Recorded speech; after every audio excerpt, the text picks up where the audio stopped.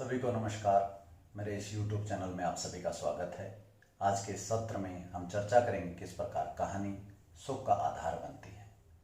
जब से आदमी ने बोलना सीखा है तब से ही कहानी उसके लिए सबसे प्रिय विधा रही है, क्योंकि कहानी के माध्यम से हम अपनी बात आसानी से दूसरों के सामने रख पाते हैं और दूसरा भी उस बात को आसानी से समझ लेता है।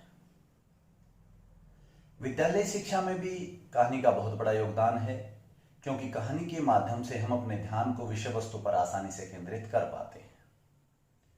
आदिकाल से ही हमने देखा कि किस तरह दादा दादी, नाना नानी, चाचा चाची ने कहानियां बच्चों को सुनाई और बच्चों ने भी बड़े उमंग और उत्साह के साथ उन परियों की कहानियों को सुना और खुल के जिया। लेकिन बचपन की उन कहानियों में ऐसा लगता है कि जैसे वो कल्पना लोक में विचरण करते हुए फैंटेसी से भरी रहती थी, जहां जानवरों को बोलते हुए दिखाया गया, जहां पेड़ पौधों को नाचते हुए दिखाया गया, गाते हुए दिखाया गया। तो हमें लगता है कि उन बचपन की उन कहानियों में किरदार कहीं अवास्तविक थे। लेकिन आज इस हैप्पीनेस की कहानी में जो बिल्कुल विपरीत है, क्योंकि यहाँ कहानियां छोटी छोटी हैं जो आपके परिवेश से जुड़ी होती हैं। इन कहानियों के किरदार वास्तविक होते हैं और वास्तविक किरदारों के माध्यम से हम अपने ध्यान को उन वास्तविकताओं की तरफ लेकर जाते हैं जो हमारे अंदर सद्गुणों का विकास करते हैं और हमें सोचने समझने के मौलिक अवसर उपलब्ध कराती हैं। चलिए आज हम ऐसी एक कहानी को सुनते हैं, 3 मजदूर 3 नजरिए। चलो सुने ये कहानी मेरी ज़बानी। कहीं कोई स्कूल बन रहा था। वहां 3 मजदूर पत्थर तोड़ रहे थे। कोई राहगीर वहां से गुजरा और उसने पहले मजदूर से पूछा कि तुम क्या कर रहे हो। तो पहले मजदूर के मन पे दुख का भाव था।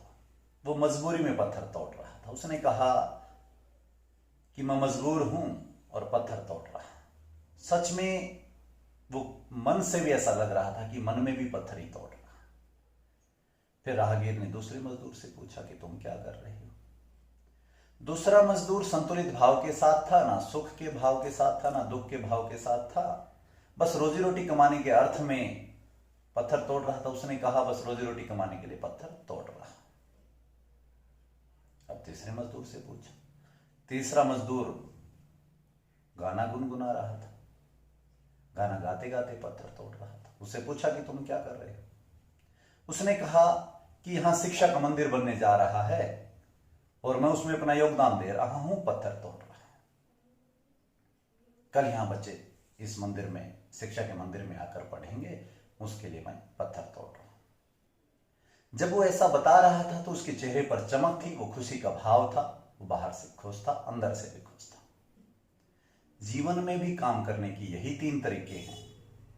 पहला, जब कोई मजबूरी में काम करता है तो दुख के भाव के साथ होता है। दूसरा, संतुलित भाव के साथ रोजी रोटी कमाने के अर्थ में मशीन की तरह काम करता है, ना सुख का अनुभव करता है ना दुख का अनुभव करता है। और तीसरा, जो खुशी के भाव के साथ जीता है वो ये महसूस करता है कि मैं जो काम कर रहा हूं उस काम का दूसरे के जीवन में क्या योगदान होगा, कितनी खुशी दूसरे को मिलने वाली है। उस अपने काम से दूसरों की खुशी को अनुभव करके खुद आनंदित रहता है। यही 3 तरीके हैं जीवन में काम करने के। जीवन में जीने का आनंद, जीने की दृष्टि अंदर से आती है, बाहर से नहीं। कहानी यहीं खत्म होती है और चर्चा आपके लिए यहां शुरू होती है। पहला प्रश्न, इन तीनों मजदूरों में से कौन सबसे ज्यादा समझदार था? किस मजदूर की मनस्थिति सबसे ज्यादा खुशहाल थी? क्यों? चर्चा करें। दूसरा प्रश्न, यदि पहले वाले मजदूर को बिना मजदूरी किए उसको मजदूरी दे दी जाती तब भी वो दुखी रहता, क्योंकि हो सकता है वो अपने दुख का कोई और कारण ढूंढ लेता। आप मेरे इस कथन से सहमत हैं अथवा असहमत? चर्चा करें।